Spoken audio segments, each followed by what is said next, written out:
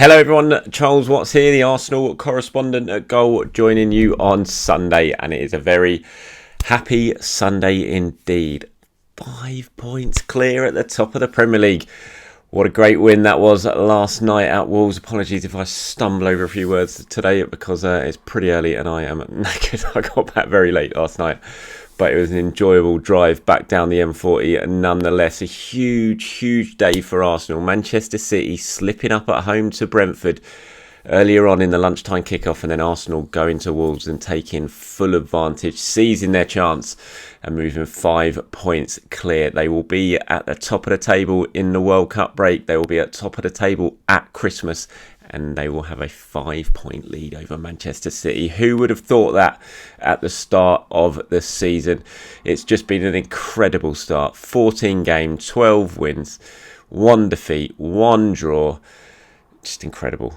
Best start to a season in the club's history. Not much more you can say about that. I thought they were not at their best last night. It wasn't the prettiest of games. It was difficult against a Wolves side who, I tell you what, when you sat in the press box where I did in that sort of halfway stage in the top of the stand, and you could just see the Wolves block 5 at the back in a rigid line. You had the 4 in midfield right in front of them. And that first half, it was just so tough to break down. You knew you were going to have to be patient, and Arsenal were. They weren't at their best. Like I said, it wasn't the prettiest performance, but it was never going to be against that Wolves side the way that they played. You just had to stay patient and wait for a moment of quality, and they got that quality in the second half. Fabio Vieira, massive moment for him, coming on to replace Granit Xhaka early on in the first half. Been a difficult few weeks for Fabio Vieira, and he stepped up right when Arsenal needed him yesterday. Moment of real quality, getting in onto Jesus' pass, biding his time, not panicking, clipping a lovely little ball over for Odegaard to tap in to make it 1-0, and Odegaard then made it 2 with 15 minutes to go. Really good finish that from Odegaard. Great play from Martinelli to set it up, and a lovely finish from Odegaard. Technique was excellent to keep that down, and that was it. Job done. 2-0. Happy days. Just one of those wins, dare I say it, that if you're going to win a title, and I don't like saying that, but if you are going to win a title, those are the sort of games you've got to go and win when you're not at the best, when you're against a team you don't really show any sort of attacking intent other than trying to hit you on the counter attack. You've just got to stay patient and find a way to win, and Arsenal did that last night, and they were it was a really impressive win. And the fact that they did it having watched Manchester City drop points, and that does add to the pressure a little bit, I think, because you've got to take advantage, because City aren't going to drop points too often, so you have to take advantage, and Arsenal went into the game knowing that, and they got the job done. I thought that was really impressive as well. And Mikel, speaking afterwards in his press conference, said it's great to be where we are and we're enjoying that moment. Now we have a big break and we have to reflect on what we're doing, be prepared for after the World Cup. Our aim is to play better as a team every day, to have better tools to do what we want to do. I can say it's been phenomenal to work with these players and staff. I mean, the celebrations on the pitch yesterday after the game, you could just see how together this squad is. You really can. I mean, it's not a secret. It's been obvious since the start of the season. There's a real togetherness and a unit in this squad. But you just look at those pictures, look at those celebrations, and you can feel it around the place. You really can. There is a connection there. It's just a really tight, close group who are all playing for each other. And I thought that was evident yesterday in some of the performances. Like Saliba, I didn't think had the best of games.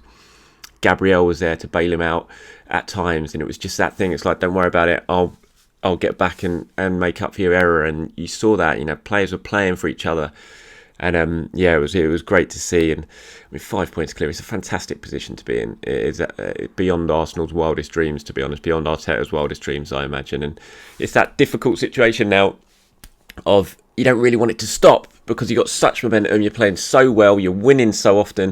You don't really want a massive break now, do you? But that's what we've got. Arsenal aren't playing again in the league until Boxing Day because of this World Cup break. And how they're going to pick things up after the break is just a mystery. No one knows what it's going to be like in the second half of the season. No one knows how the teams are going to come back and cope with players who might be injured or anything like that. It's really, really difficult. Mikel was asked about that. Is it bad to stop this momentum? And he said, when a team is in that moment, you want to carry on playing, of course, but it's just not possible. We have to use the time now as best as possible. For those not participating in the World Cup, they'll have some time off, which they'll fully deserve, and the rest can fulfill a dream that every kid has to have their chance to represent their team at the World Cup. It doesn't get much better than that. So yeah, I mean, it is frustrating. I don't think any of us, if we had the choice, we wouldn't want it to stop right now. You just want to keep going and try and sort of continue on this run that Arsenal are on, but it's not possible, unfortunately. We've all got to take a little bit of break and watch the World Cup. I mean, hey, you can't complain too much. We're going to have loads of football to watch over the next few weeks. But yeah, it is a shame that we're not going to see Arsenal continuing in this vein of form that they are in. There were issues last night which made the win even more impressive. We saw what happened to Granit Xhaka. Went down after a minute and immediately could see he just wasn't well. It was clear from the TV pictures and the way he was looking that he wasn't well. He sort of got back up, carried on playing, but was off after 15 minutes. Like I said, replaced by Vieira, who came on and had a really big influence on the game. But it was obvious that there was something pretty wrong with Granit, and he was not feeling well. You could just see on his face he was struggling. And so he spoke about that with Mikel afterwards in the press conference, and he revealed that quite a few players have been suffering for it in the build-up to the game and the sort of hours leading up to the game. And I asked him, I was like, was it something you were dealing with overnight? And he said, no, it was after the pre-match meal.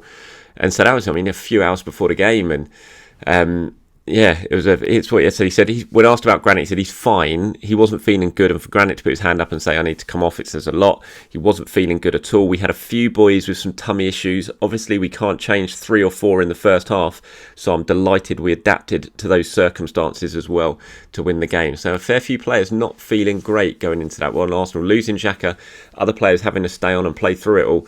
I think that makes it even more impressive to grind out a win the way that Arsenal did last night. It continued, Mikel said it was after the pre-match meal. The doctor was trying to get some players sorted because they weren't feeling good.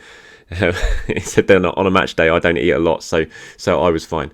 I did try and get him to actually reveal what they ate, and he didn't do it. It would have been funny if it was lasagna, wouldn't it? I think everyone in the room was thinking lasagna at that point. But yeah, like I said, I thought it was impressive that they dealt with that, and Mikel clearly did as well. The way he said that how he adapted to the circumstances.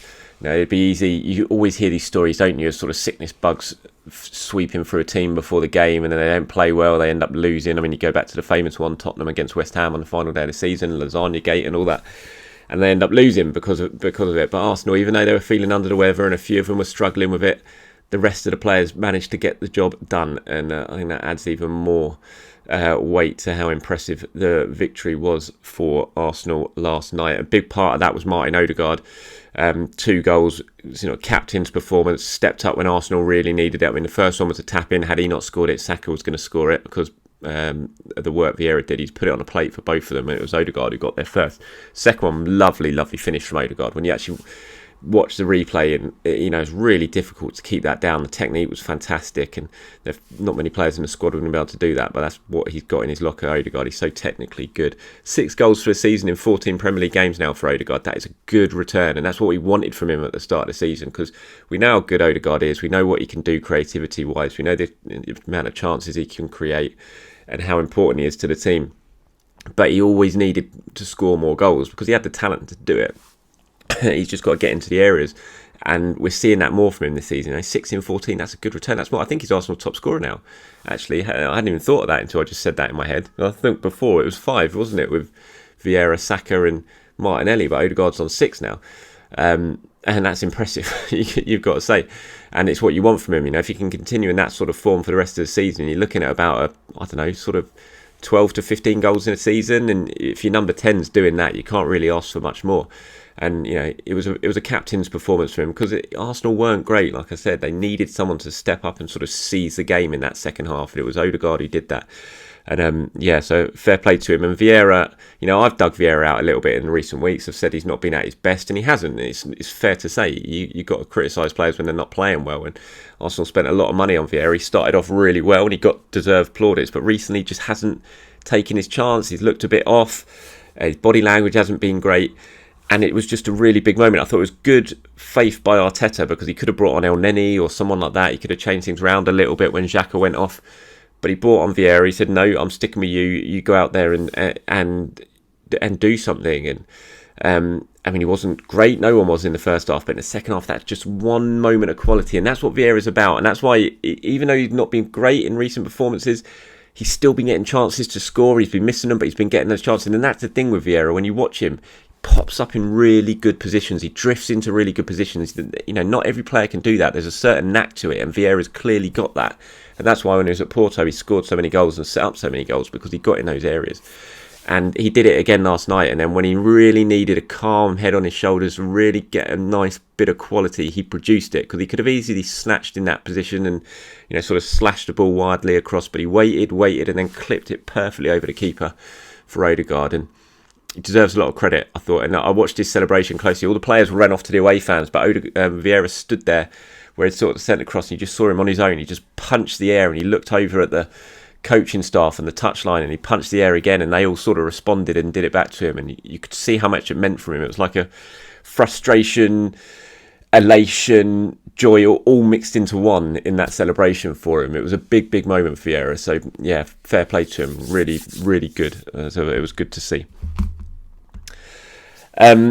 Okay, so player ratings wise, obviously I didn't get to do it after the match yesterday. It weren't, as I said, I didn't think it was the greatest performance, but it was just a real sort of grinding win for Arsenal. It was a sort of win that they needed to do. And player ratings aren't that high because of that, but Aaron Ramsdale I thought was great. It was like the old Aaron Ramsdale. It was just, the last 20 minutes were hilarious because the Wolves fans were giving him so much stick.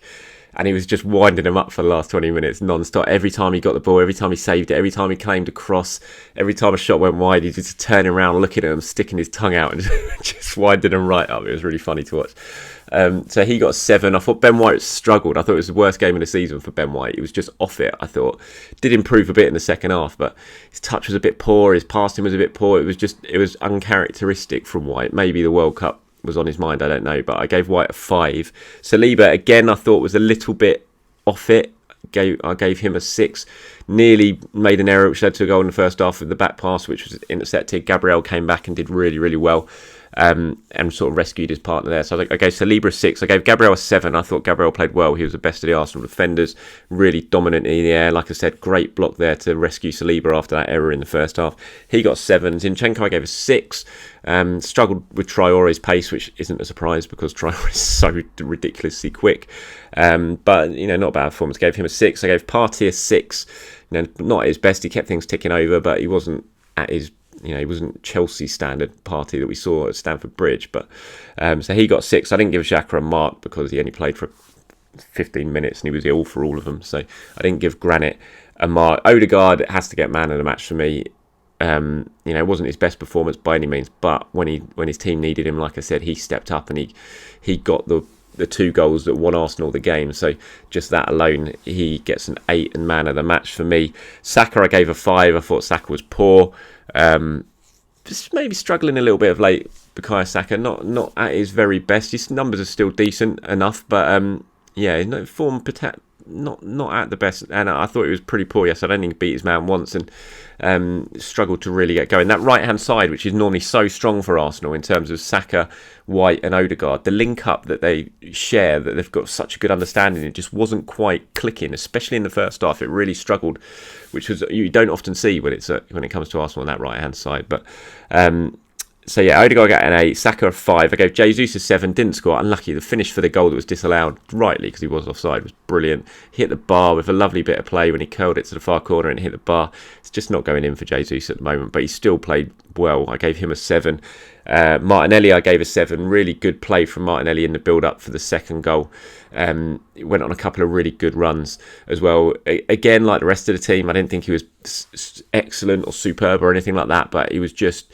He kept working, he kept trying to run and push Wolves back, and eventually that ended up forcing the turnover, which led to the second goal. So he got 7, and then the only sub I'm going to give a rating to, because the other 3 came on literally right at the end, was Fabio Vieira. He came on 16 minutes, and I gave him a 7 because he did exactly what he had to do. He was sent on to try and change the game, to make his mark in the game, make an impact, and he did exactly that with that real moment of quality in the second half, which sort of broke Wolves' resistance and set Arsenal on the path to what was a huge victory. So Fabio Vieira gets a 7. So one more time through that: Ramsdale 7, White 5, Saliba 6, Gabriel 7, Zinchenko 6, Partey 6, Xhaka no score, Odegaard 8, Saka 5, Jesus 7, Martinelli 7, Vieira 7. Let me know what you think of those ratings or anything else you've heard in this video. I'm sure you probably disagree with them. You always do when it comes to my ratings. But let me know. Always value your opinion, of course. And that's it. From me, have a very happy Sunday, everyone. If you're feeling glum, feeling a bit down for whatever reason, just go and have a look at the Premier League table. That will certainly cheer you up today. Have a great day, everyone. I'll speak to you soon.